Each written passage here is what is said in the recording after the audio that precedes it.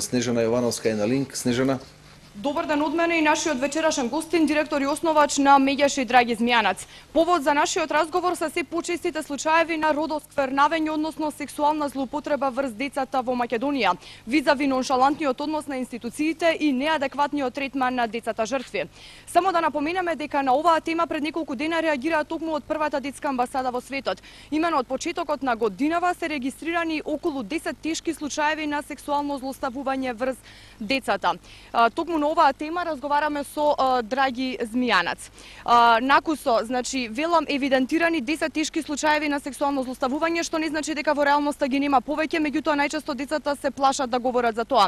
Од друга страна и оние случаеви кои што се нашле на судовите најчесто немаат судски епилог. Зошто? Кои се причините? Децата се доведени во една конфузија. Од една страна ги охрабруваме да го пријават насилството, да не молчат и на блиските, од друга страна судската постапка трае долго, доста е тешка за детето во докажување на вината на насилувачот. Детето е принудено да дава повеќе пати изјава за тоа што му се случило, полиција, центар за социјална работа, на суд. При тоа во судот често се случува на инсистирање на одбраната, судот, односно судијата, да дозволи сочување на детето жртва со силувачот родител. Можете да замислите каква е таа траума за детето.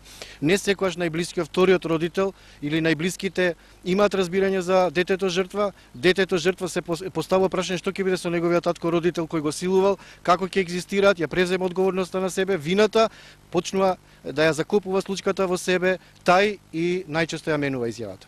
Значи, причина зошто насилниците остануваат неказнети е токму неадекватната судска процедура во која што се инволвирани самите деца жртви. Да, ние ги апелираме и ги замолуваме судиите навистина да бидат ефикасни, ефективни, да не дозволуваат сочување на детето жртва со силувачот, тоа да се изведе еднаш во една специјална скрин соба, ако треба да трае повеќе часови во присуство психолог, педагог, социјален работник, судија, да се направи видеозапис и никако да не се дозволи детето жртва да се соочи со силувачот. Работат ли институциите на превенирање на овој проблем?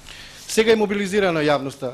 Забележувам дека се мобилизирани центрите за социјална работа да имат поголем увид во дисфункционални семејства, мобилизирани Министерството за образование, граѓанскиот сектор, медиумите. Ја мислам дека веќе се работи на охрабрување и на превенција на децата, но ресоциализацијата не смееме да забравиме. Таа мора да биде брза, ефикасна и децата да им се даде максимална подршка затоа што оваа држава се заветила со повеќе конвенции дека ќе ги заштити децата од најлошите форми на сексуална злоупотреба. Благодарам многу што бевте дел од дневникот на Сител. Драган, дали има прашање од студиото? Да, ќе оставиме за друга пригода. Доволно беше ова колку за мобилизација нели на се она што им е потребно на децата. Благодарам.